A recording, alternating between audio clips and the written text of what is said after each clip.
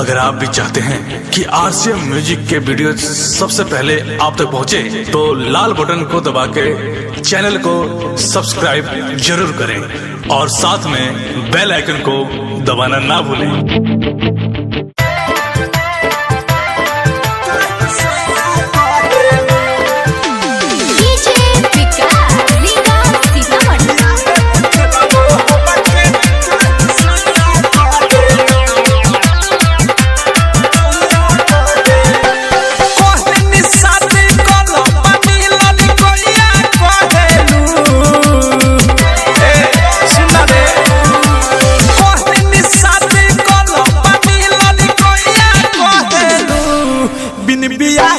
खेलनो हमके काहे सैया कहेलू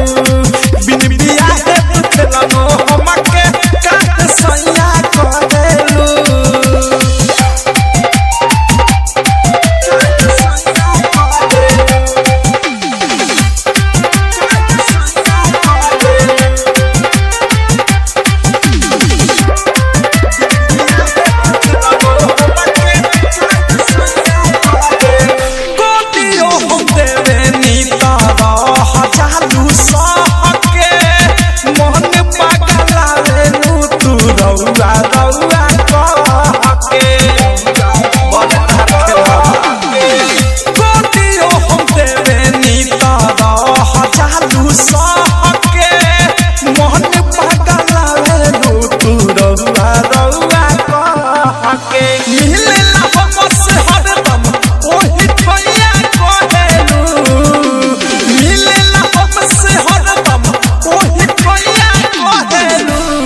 बिन बिया है तू खेलनो हमके काहे सैया कहेलू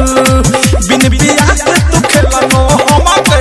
काहे सैया कहेलू मार बोलतिए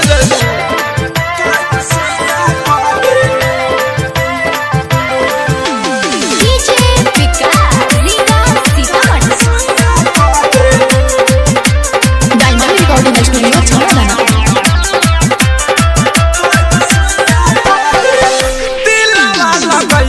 हमसे दिलावे के तोर दे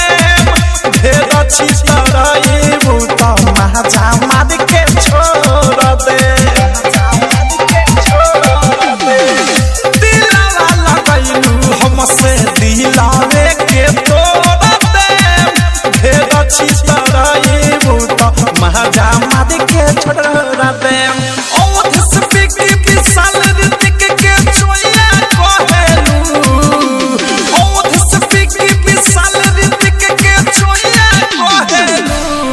बिन बिया है तू खेलनो हमके काहे सैया कहेलू